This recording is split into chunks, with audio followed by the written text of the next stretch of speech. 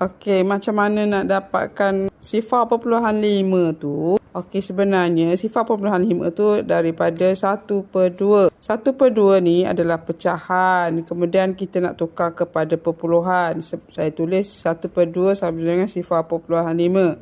Jadi macam mana dapat ni? Okey, kalau nak tukar pecahan kepada perpuluhan, kita kena bahagi pecahan ni. 1/2 ni kita bahagi 1 bahagi 2. Okey, sifar 2. Ni tak dapat kan? Kecil. Okey, letak macam ni. Ada nombor. Jangan stop saja kat sini sebab kita nak tukar perpuluhan. Jadi kena letak titik perpuluhan. Letak sifar. Turunkan sifar.